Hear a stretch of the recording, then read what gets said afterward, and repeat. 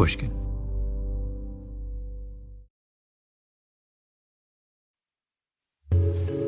Hello, Malcolm Gladwell here.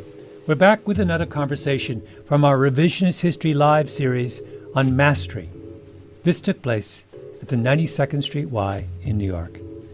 As many of you know, I'm a pretty serious runner. And like most competitive runners, I was most running crazy when I was a kid. I started at 13, ran through high school, and a little in college. It was the single most fun thing I did growing up. Sports were my refuge from the craziness of adolescence. But one of the things that has become clear in recent years is that youth sports are no longer the oasis they used to be, that something very troubling is happening. Higher pressure, abusive coaches, over-involved parents, and it's worse for girls. Eating disorders, distorted body images. So I asked two people to come and talk about all this with me and figure out some answers.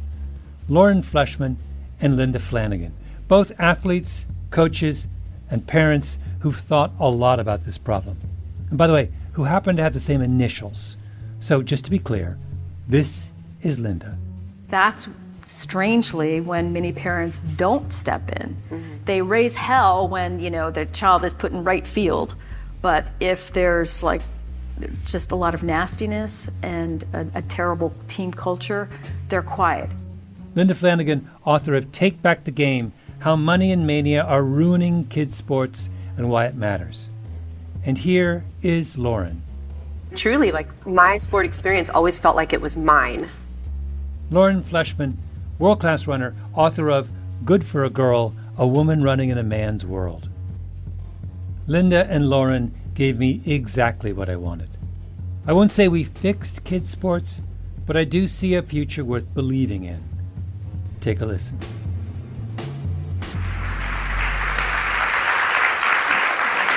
For those of you who don't know, Laura was one of the great distance runners of her generation. She is an entrepreneur, and now she's a writer. Now she's written this wonderful book. Linda, also accomplished runner, has done a number of things, interesting things over the course of your career. But of relevance to this evening, you coached for many years at the high school level. And it's really out of those experiences that you came to write your book, Take Back the Game. And I am interested in the two of you for a number of reasons, but I'm also a runner, not nearly as accomplished as either of you. In fact, I thought that we could all go for a run this afternoon. And I asked, so I said, let's go for a run this afternoon. And so Linda says, well, I'm not running with Lauren. She's world class. So you flaked. And then I said, all right, I'll go running with Lauren. And then Lauren says, no, I'm not going to run. I'm going to go for a run earlier in the day. And I think what happened, correct me if I'm wrong, Lauren, you looked at my Strava. You said, he's so slow. Why would I waste a good running day? So I ran alone. It's very sad. You should have gone in the morning with me. I'll get over that, though.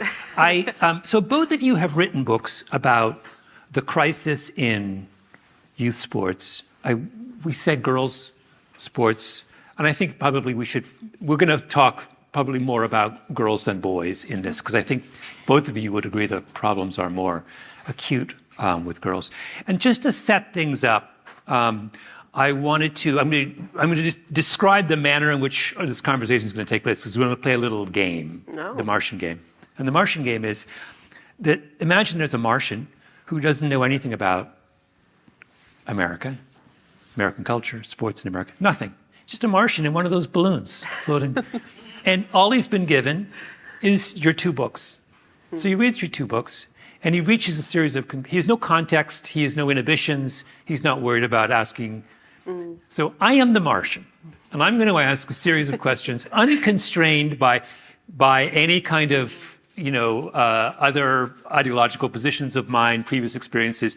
I'm just drawing what might seem like extreme conclusions from both of your books, and I want you to respond to these conclusions. Okay? Okay. All right. The Martian's first statement is, the Martian says, should we ban men from ever coaching women again? It might not be a bad idea. Tell me why. Well, there are too many men coaching women, for one thing. Women and girls need female role models in leadership positions. Everyone thinks of sports as that's where you learn how to be a leader. And yet, very few girls are actually coached by women. And even at the collegiate level, it's about 42%. High school level, it's in the 20s. And in youth sports, it's 25%. So let's get more women in there so that young girls and teenagers can see that women can be leaders too. Lauren, do you have thoughts on the Martian's ban? Well, I like these points. I agree. And running, only 17% of the coaches in running are women, which I was really surprised, even lower than the average. I would say let's not ban them until we've given them a chance to fill the giant gap of knowledge that we all are living with when it comes to female bodies and how they develop and how they operate. Let's give them a chance to learn. Let's see how many of them want to, and the ones that want to and are willing to and will do the work, let's let them stay. And then let's do all the stuff that Linda's talking about. That's very enlightened. Yeah. I was struck in reading your book, Lauren, by a big chunk of your book is a very powerful and insightful explanation of the difference in the physiological trajectories of young women and young men. Mm-hmm. And you make this, you were talking about your time at Stanford, the young men are, a man or a boy, whatever they are, of college age is at their physical peak. They get better almost automatically every year. They're full of every positive hormone known to man. And whereas the women are going through a much more complicated process. Yeah. And the reason the Martian asks that question is the Martian says, how can a man ever fully understand what a young woman is going through if he's never gone through it himself? Well, I would say to the Martian, we can't apply that logic to the problems of the world, or else the problems would only be able to be solved by people who've had an identical experience. And the problems are big enough that we need everyone involved. And I don't think there's anything that mysterious about the female body that anybody couldn't learn if they wanted to. It's just what we've. But we've been at it for years and years and years now. And, just reading your book and that little section, it's not, we have a largely male group of coaches, and yet we have a persistence of these kinds of problems. And I'm wondering whether, as the first step in solving the problem, is to replace them with people who maybe have a better chance of understanding. Yeah. Well, with women coaches, you have a higher likelihood that they've gone through something similar, but you also have plenty of female coaches perpetuating the same harm that their male coaches, pass down to them and repeat the culture. And so there's the knowledge is needed by female coaches too. I get a lot of messages of people who've read the book, women and men, who are like, wow, I didn't know any of this stuff. I feel really bad now. I've been coaching for 10 years, 15 years. I wish I could go back and have some different conversations with my athletes than I had. There was no understanding of why the women were making the decisions they were making, why they were their bodies were breaking down at higher rates than our male peers. We don't study female bodies enough. We don't have enough research on female bodies. So I can't really blame coaches for not knowing these things. Plus we sexualize most of the things that are specifically female, or we make them dirty. Like the menstrual cycle has this reputation for being something you can't talk about without using euphemisms. Breasts are sexualized as soon as you're 12 and a half and get them. So it makes it hard to talk about our bodies, and hard to talk about our bodies with grown-ups, especially. Mm-hmm. Linda, what did your athlete, you coached for many, many years. What did your athletes get from you as a woman that they couldn't have gotten from a man? Or do you think that there was no? I don't think that they got something from me that they couldn't get from a man. In fact, there's a man out here in the audience who I coached with, who is a fabulous coach and role model for me, who was very sensitive to the girls', feelings and wishes and dreams. So I don't. The more I think about it, I have to go back and tell the Martian that we don't need to ban male coaches, but we should be educating them along with women coaches who, as Lauren points out, are also guilty of a lot of the nonsense that we're reading about. I mean, you look at the Harvard ice hockey coach. I mean, every week there's another story about some egregious behavior on the part of a professional coach, and they're oftentimes women too. Yeah. What about this though? The second thing that I took from reading both of your books was, particularly from Lauren's, was this notion, this idea that I talked about very briefly before, about that you spent a lot of time on the book, that the trajectory of young men and women is different, and that many women have this kind of, in their late teens, early 20s, have a kind of performance plateau. Yeah. And so they observe the men getting better and better, every year. Many of them hit a period of a couple of years where their times are not getting better. In some cases, they're going backwards. And that triggers all kinds of... how do you deal with that issue? I mean, is there a case to be made for somehow separating out the cultures of male and female running it out at that age? So there isn't this kind of the women looking at the men and thinking they should be doing the same. I think that it's fine to have different experiences. You just need the different experiences normalized from day one. Like when the coaches are having their conversations with parents and students, that's the time to lay out, hey, we have a cross-country team or track team or basketball team, and we are working with 13 to 18-year-olds, for example. And female bodies are going to be going through something that looks more like this, which is like, if you just look at all the data on performance, it really doesn't matter what the sport is. By age 16, 17, female gains, performance gains on average are like 1 to 1.5%. Whereas their male counterparts they go like this, do, do, do, do, do. And the female athletes go like this. But we haven't been telling them during that stage of life that, hey, this is temporary. This is like a blip in your long-term progression, and your prime is in your mid to late 20s and beyond. So really, we just need to, every coach of an adolescent female person should be telling them, hey, this is going to be part of your normal progression. More than likely, you're going to have a plateau or even a short-term dip. I will be coaching you through that experience.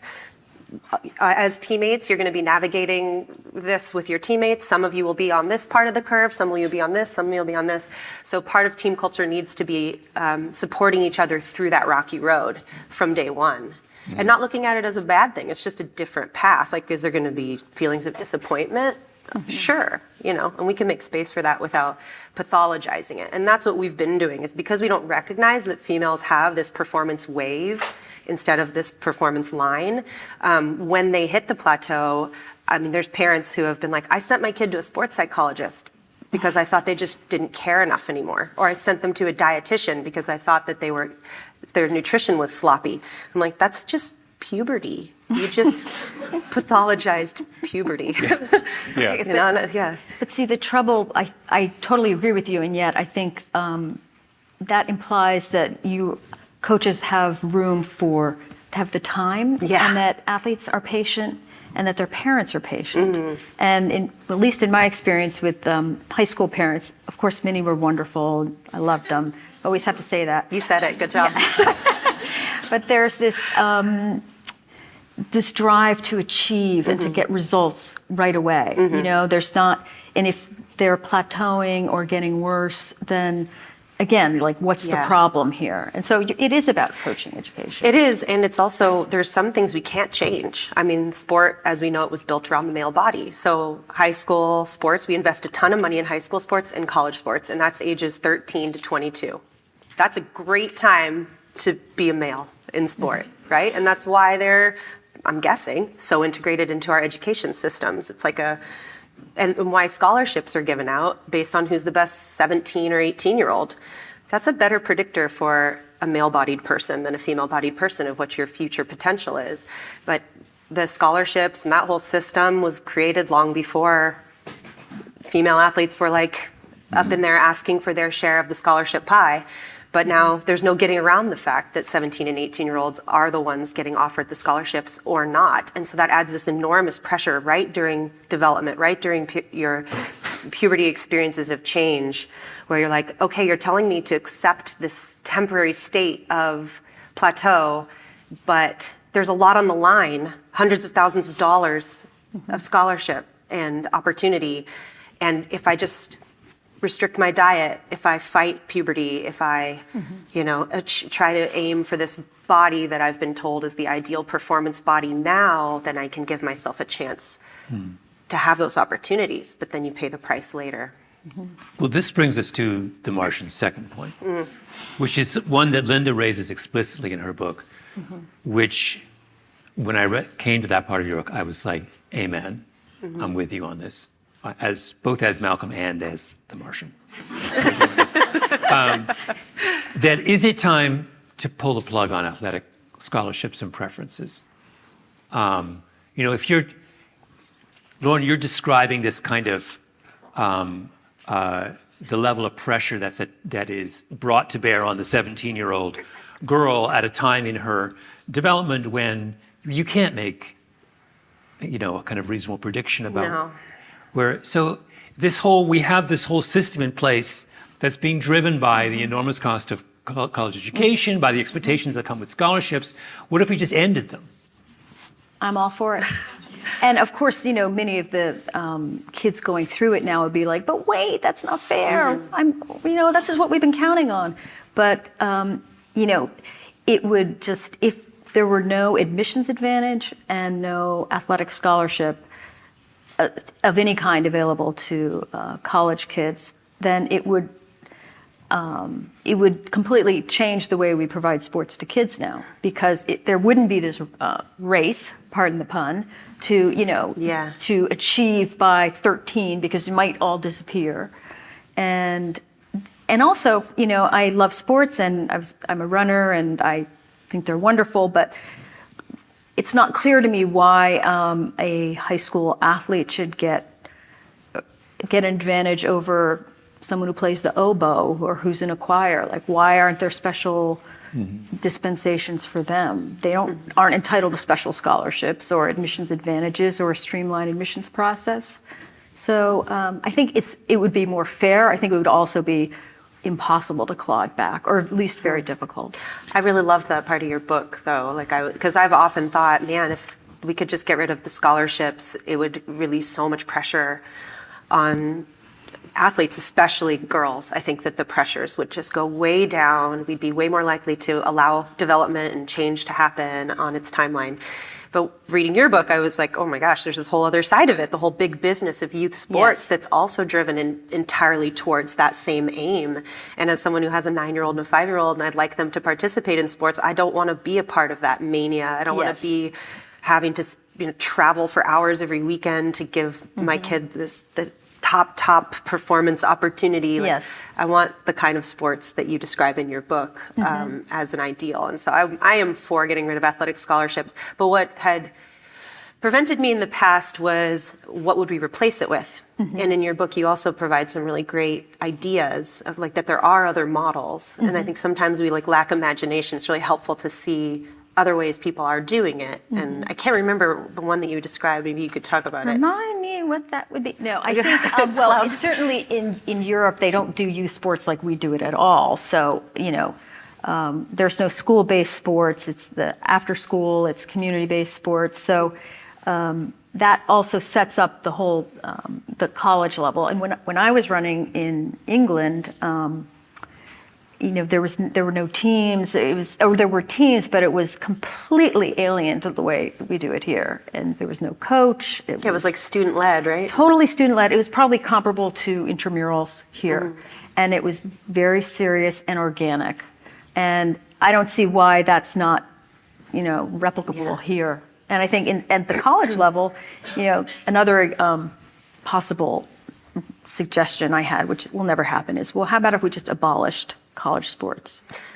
As if, But I say that, but why not club and intramural. I mean, it's not saying Yeah. kids can't Well, you play mean sports. why not abolish? You're talking about intercollegiate sports. Like the Varsity NCAA. sports. Yeah. Yeah. Yeah. Well, Yeah. what's ironic about this is in research for my book, what women had in sports was club and intramural. Yeah. Before Title IX, but there was a huge discrepancy. Obviously, there was no scholarships for us, but there were for men in the NCAA. There was more media, all these things that come with that infrastructure for men's sports. We wanted it too. Right. When maybe all along we wanted equality, but maybe they should have followed our lead. Maybe we were onto something. Well, when Title IX happened, there was a discussion for the first couple of years about, will we fold into the existing men's programs or will we run our own show here? Like we've guaranteed we have, that the schools need to provide the opportunities, but we don't necessarily have to run it exactly like the NCAA. And it took a little bit before the decision was made to join the NCAA. And like essentially one of the arguments in my book is that we should be recreating sports with female bodies at the center so that they can have an equal chance to thrive in the sports system, and that we kind of need to take it back and be able to do that, because giving people the same thing the exact same way isn't going to get you the same result. Right. So how can we level the proverbial playing field in youth sports? That's after the break.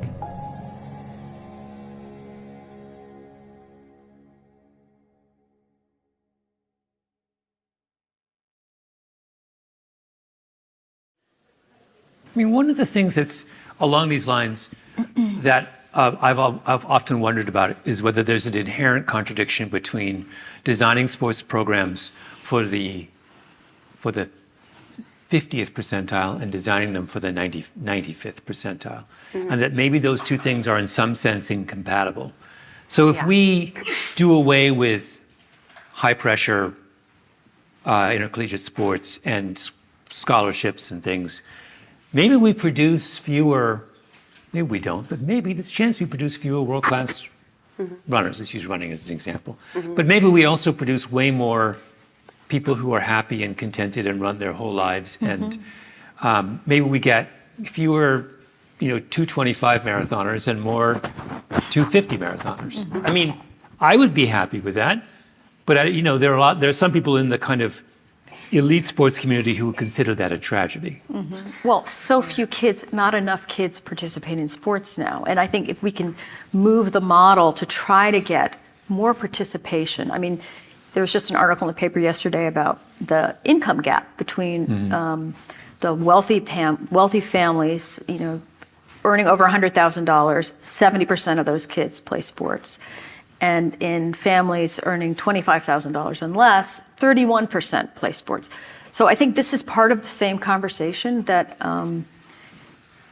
the way we have developed the youth sports system with its high cost and just relentlessness has pushed more kids out, so that there are fewer kids, gaining any advantages. Yeah. Cross country is one of the ones that I think has the least access problems. Yes. Considering that they generally don't have cuts, and you don't have to have been in the youth sports high performance pipeline to join a team. Yeah. And often you benefit if you haven't. I mean, I certainly when I started as a 9th grader running, there had been plenty of people in my town who had been running a long time. And you were not at a disadvantage. I was not at all at a disadvantage. If anything, I felt like I was at an advantage. That's how it was framed to me. Because you were fresh. Yeah, and you have plenty of years ahead. It's just like making, recognizing this timeline. But with my kid interested in soccer, I think I spent $500 for a spring soccer experience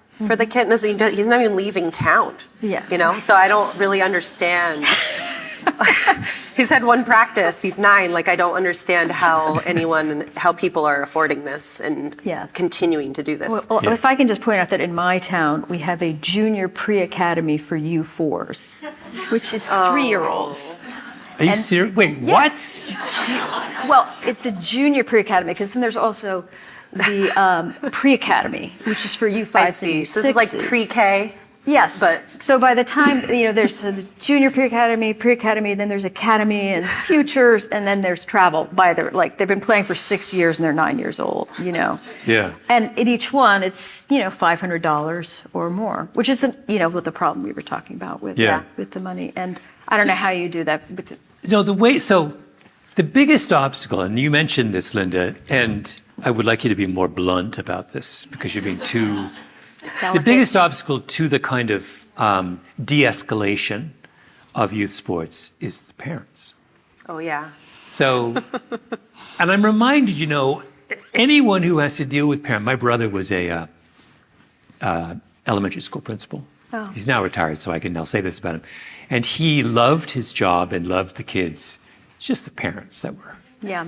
And 50%, I think, of his anxiety came from parents, not from the kids. Yeah. He was prepared for the kids. He wasn't prepared. And he also had this is very tangential, had this hilarious riff about how the teachers that the parents think are the best teachers are always the worst teachers. So he was like, not only are they a pain in the ass, they don't know who the good teachers are. It's like they're sort of, so the Martian says, why don't we ban parents from participation? Yeah. Or we give them one. They can go to one meet a year, one event a year. That's it. They got to pick one, and then they're done. Okay, well, here's a good model is actually the way boarding schools do this, because parents don't go to those, and those sports programs, from what I understand, do pretty well, and the kids, it's pretty healthy with the coaches and the players because the parents aren't, standing at the chain link fence observing. But in the absence of that, I think definitely restricting the parents is a good idea. And again, I would like to say I had a lot of wonderful parents, but their handful were not great. Well, the stuff that you were talking about in your book about how as parents we get sucked into our achievement as parents is shown in our kids' accomplishments, and that's a relatively new phenomenon generationally. Yes. And my high school coach just retired after 30 years, and at his retirement party, he tells me this all the time. He's like, your parents were my favorite parents of all the parents in 30 years because they showed up to the first meeting. They came to 3 to 5 events. Perfect. Yep. They never once screamed, Yes. And they never told him how to do his job. Mm-hmm. They showed up enough, like you say in your book, to get to know the person who's spending crazy amounts of time with your kid. Yeah. That's important. Get to know them a little bit, and then get out of the way. Yeah. And truly, my sport experience always felt like it was mine, and that agency, that autonomy, kind of cleaved me to the sport in a way that I think got me through the ups and downs a lot better. And I don't know, I was so grateful for my parental experience, and then your book was very affirming and they were actually doing a good job. So maybe I should try to do it like that. Look how you turned out as a runner. I mean, you're this fantastic runner. It obviously, they were doing something right by just stepping back. My dad came to, in my entire running career in high school, one event. And he immediately volunteered to help with the long jump. So he was raking the pit. And as I will say in modesty that I won, this was the interior championships, I won that day. And as I'm rounding the final bend on my way to victory, I look into the infield and I see my dad, he's raking. And then he raises the rake and he goes, "Go, Malcolm!" Rakes again. That was the extent of his involvement. And I loved that. Yeah. But to your point, the thing about them not being involved is that it allows you to also frame your successes and failures the way you want to frame them. Because the parental frame is very different. They're much more, they're far more sensitive, I think, in some ways to setbacks, they don't understand the context in which you're operating, the social network that you're competing in. What has really struck me, and both as a coach and since when I've talked to a lot of parents, is just how anxious they are. It's all this anxiety about how their kids are going to turn out, which I get, that's what happens when you're a parent. But somehow it's played out in sports. It's also played out in school, but because sports are so visible, I think, your value as a parent is so easily measured by how well your child does. And I've been overwhelmingly impressed by how anxious parents are about it, and that's why they're freaking out and complaining and shrieking and trying to get you fired because you're not doing enough for your child to get that child to the next level. Did dealing with parents, how much of an obstacle is that for people, for coaches, continuing to coach, deciding to enter coaching? Is that constraining our supply? Well, I have an important stat here to share, as we were discussing. This is accurate, too. 58% of coaches that were surveyed about 5 years ago, and I'm sure it's gotten worse, said they've thought about quitting because of parents. 2/3 of coaches said in a more recent survey said parents are always criticizing their child, they're criticizing their officials. I mean, coaches are really down on parents right now. Yeah. And it's interestingly enough, in this Aspen Institute survey, that the parents were like, we love our coaches. So there's kind of this weird disconnect there. But coaches are really down on parents. And this is unfair. And I think so many parents are trying to do the right thing and don't want to be that parent. I've heard that so many times. I don't want to be that parent. But can you do more mild repeats? But I would like to say, though, that there is a time when they should interject, when they should be, not complaining, but talking to the coach or talking to the athletic director, and that's when there's some funny business going on. Yeah. And, the kids, the higher the level of athlete the child is, the more elite, the more likely they are to be emotionally abused and physically abused.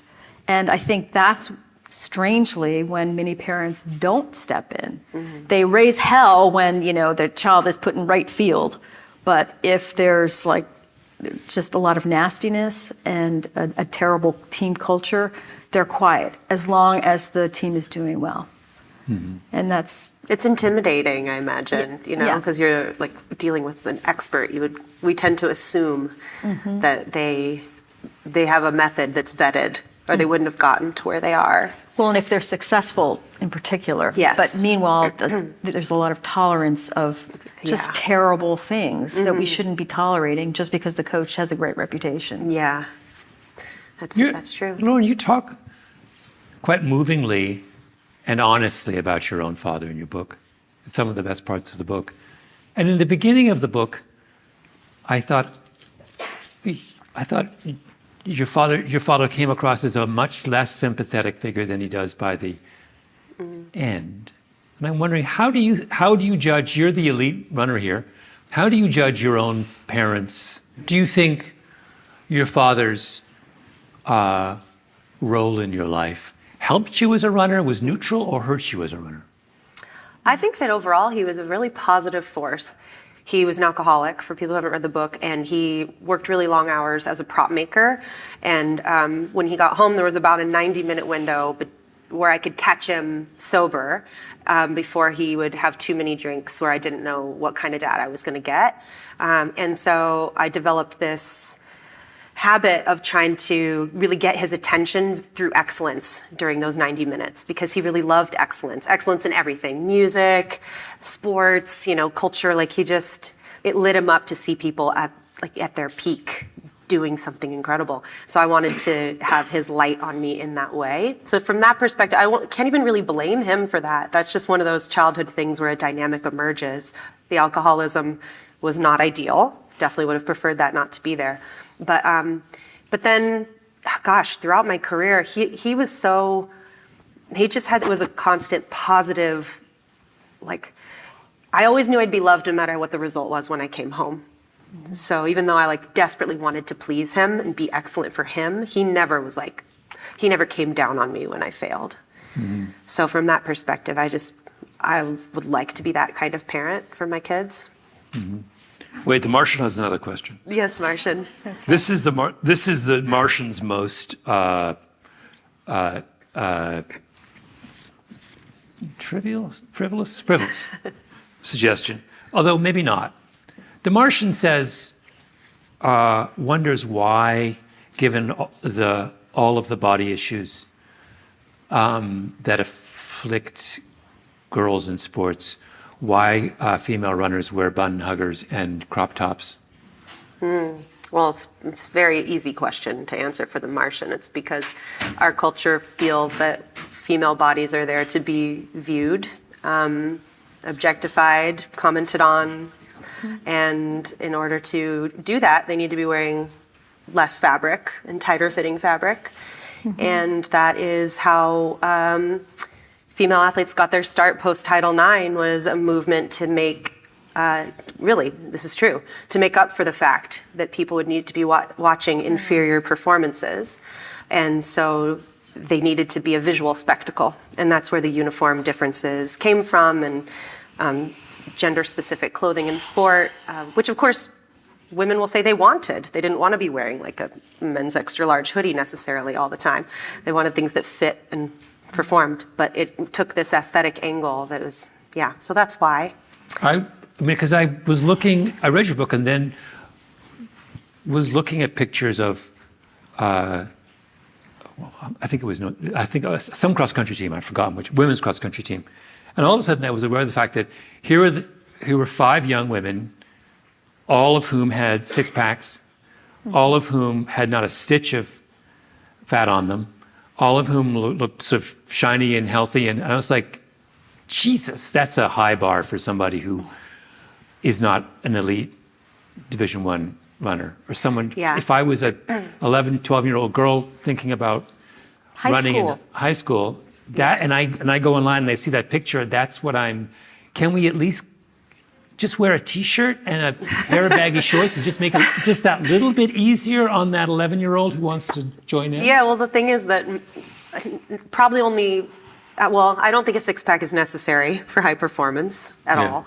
And there is a fixation with looking the part more than being the part. And the uniform creates that dynamic. I mean, it played a huge part in my life throughout my whole career. It was like, okay, my workouts are good, but like, what do I look like in my uniform? I don't look race ready, so I'm not race ready. Or the scale doesn't say I'm race ready, so I'm not race ready. Whereas like, those are not the most important indicators, not even close.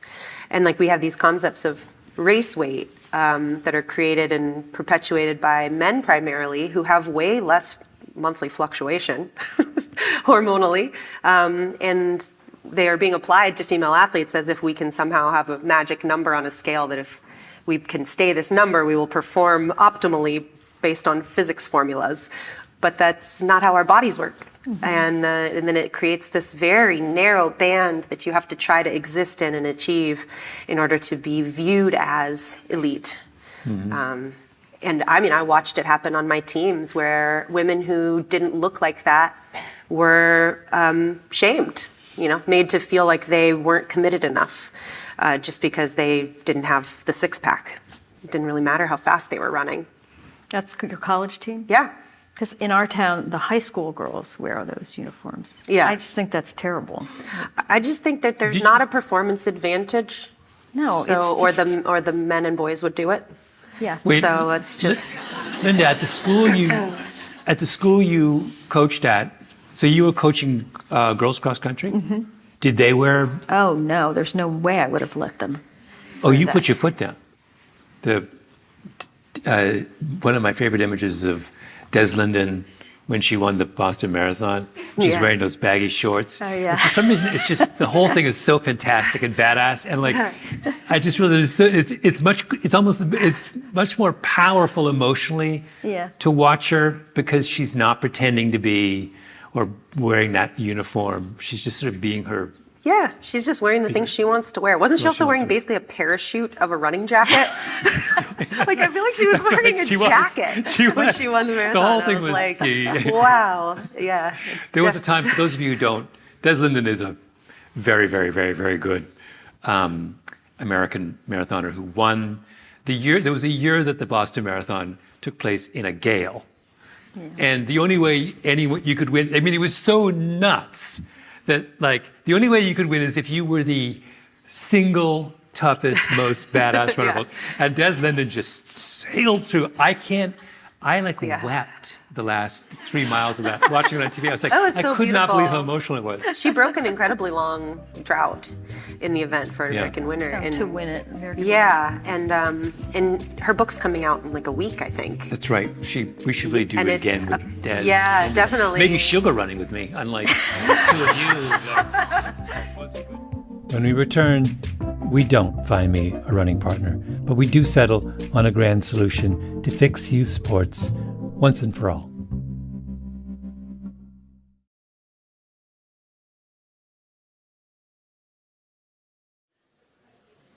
Oh, the Martian Wonders. So here's the it's really me, not the Martian on this one.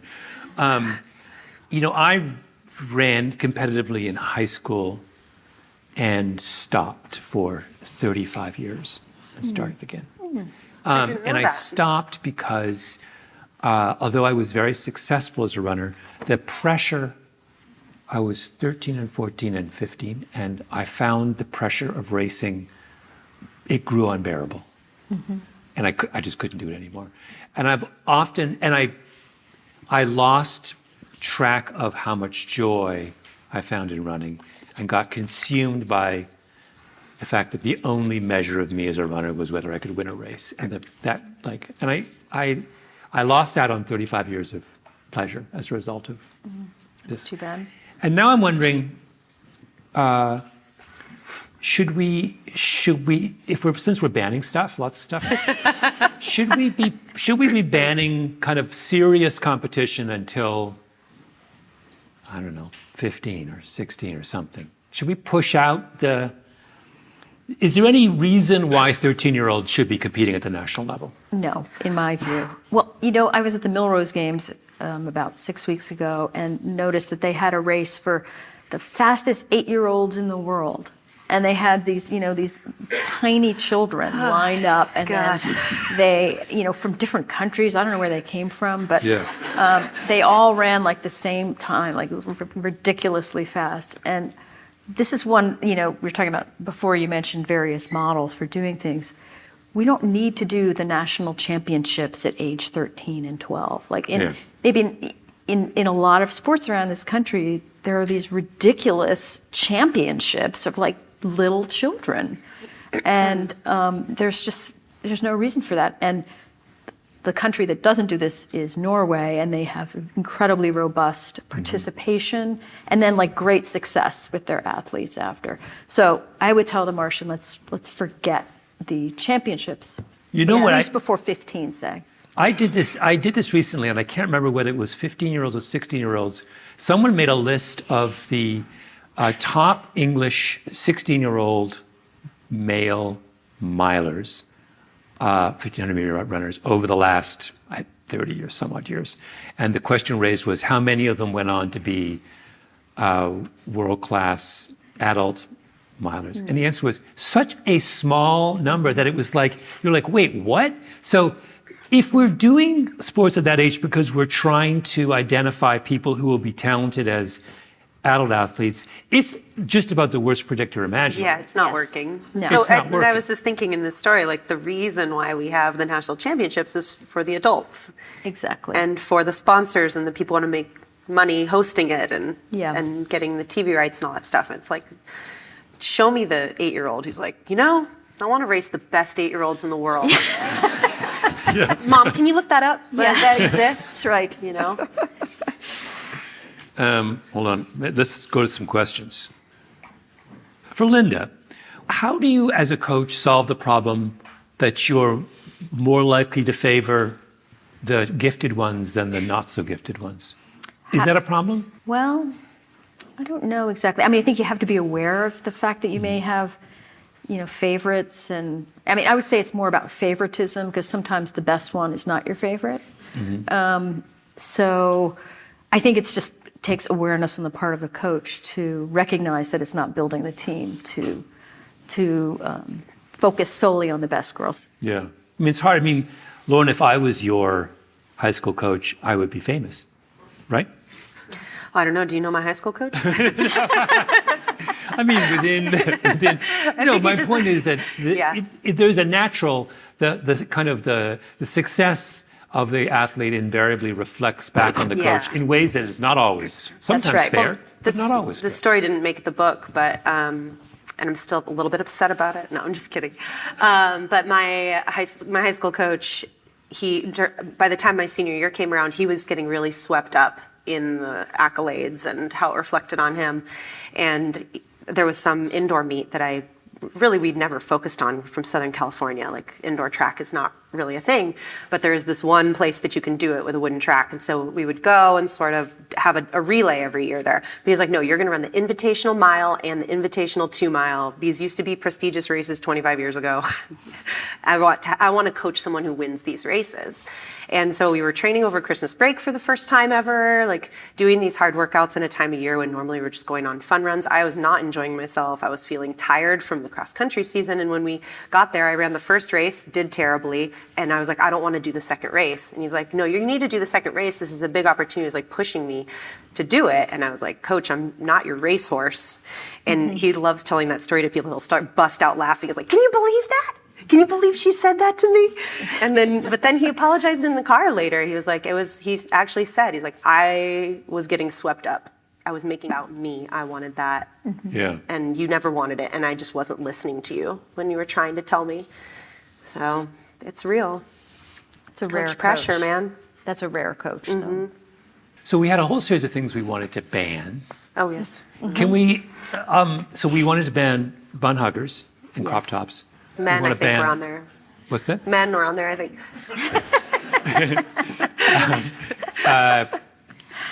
Parents. We're banning parents. We're banning competition before 15. 15. I think is a reasonable. Championships. You realize Competitions are okay, just not championships. My running career was over effectively at 15, so you've just erased me from. I have nothing. The amount of mileage I've gotten out over the years over my running exploits at the age of 14 is considerable. That's now gone. Anyways, I'm fine. I'll take it on the chin for the team. What's your favorite ban of all the bans? If you could only do one of those, we can ban the parent, the championships, the bun huggers, and the college scholarships. I know my favorite ban. College scholarships is my favorite ban. Mine too. I think it would downstream solve a lot of the other problems. They could basically neutralize parents, most of them. Just that expression is so fantastic. Neutralize. 3 parents up on stage talking about the virtues of neutralizing people in our position. Yeah, and then there'd be less motivation to host the 8-year-old world championships. Exactly. Yeah. Well, here's a good question. Does a change in women's girls sports need to start at the grassroots level, or or are we talking something that has to happen top down? Can we have a revolution that can change this, or do we have to? Is someone that you talk about a kind of you want a czar? You wanted Michelle Obama to kind of step in. Yeah, that would be nice. People have so many czar jobs for her. Yeah, I know. It's like, does true. Michelle know Who that like doesn't basically want every Michelle in intractable charge? problem America has, we think, well, look at Michelle.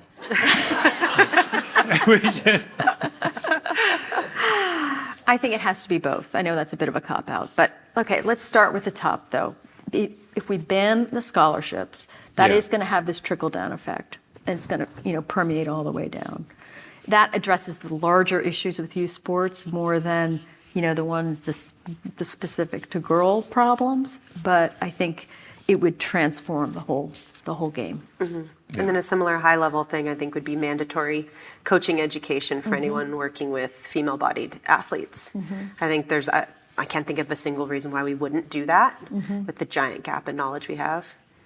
And then everyone, of course, should buy our books, because that'll be the grassroots thing. That'll create our own Me Too moment where people I'm not standing for it. We need that. On the grassroots thing, the thing, and both of you would have way more knowledge about this than me, but am I being overly optimistic if I say that the change is going to happen when the girls themselves stand up and just say, this is nuts? It's like, if you're the coach of that team and you observe that there are someone's disappeared, and no one's really talking about why.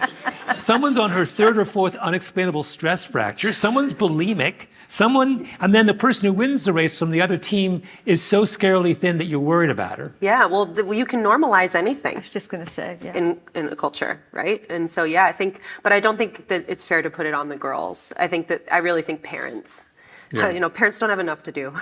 If they want to get involved, this is how you should get involved, which is don't stand for it.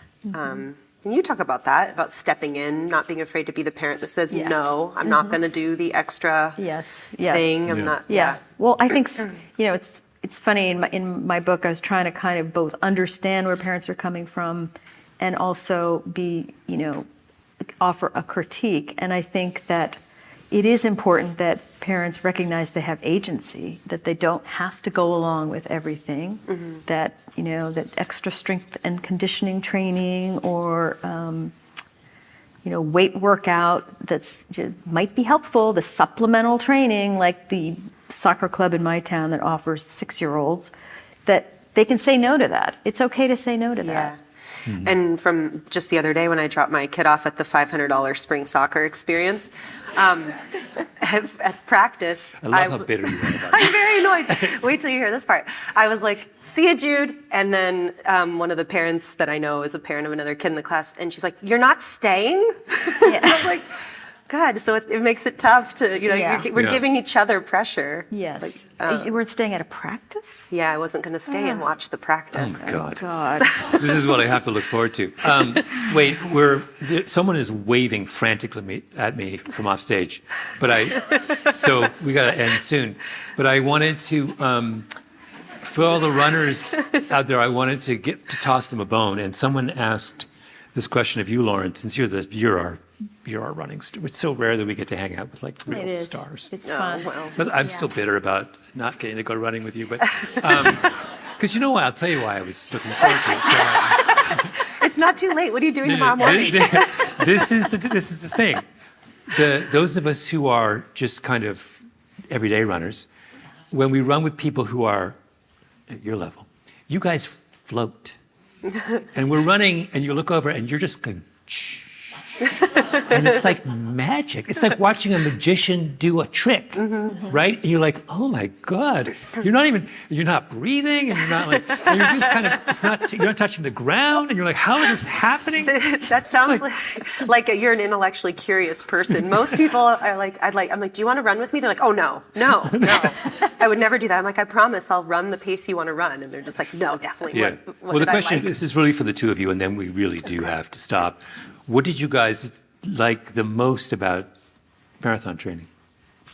Linda, you start, and then we'll let Lauren finish. Boy, it was 1,000 years ago that I ran 2:49. If I had run 2:49, I would have a T-shirt that said 2:49 on it.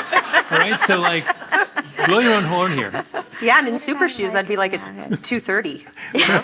Right. Oh, you're right.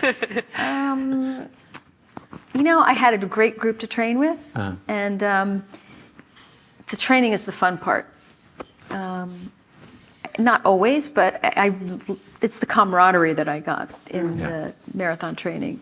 And you're out there a long time. Yeah. So for those, the training runs were kind of fun to do too, when they weren't miserable.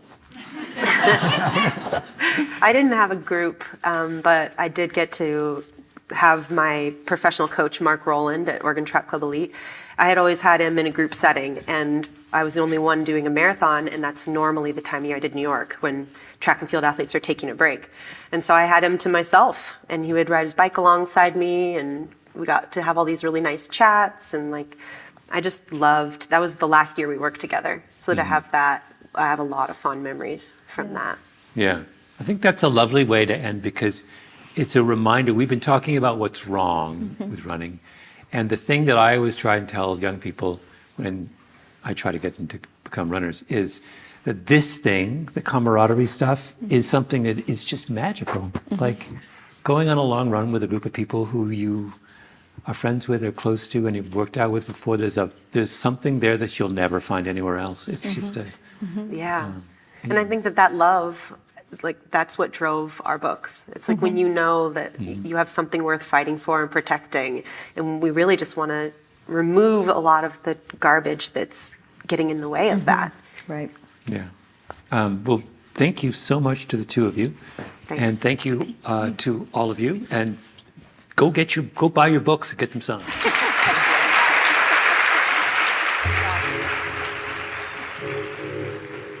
This episode of Revisionist History was produced by Lee Mengistu, with Kiara Powell, Ben Nadaf Haffrey, and Jacob Smith. Fact-checking by Kishelle Williams and Tolly Emlin. Our showrunner is Peter Clowney. Original scoring by Luis Guerra, mastering by Sarah Bruguer, and engineering by Nina Lawrence. Special thanks to the 92nd Street Y crew and my panel of potential running partners, Lauren Fleshman and Linda Flanagan. I'm Malcolm Gladwell.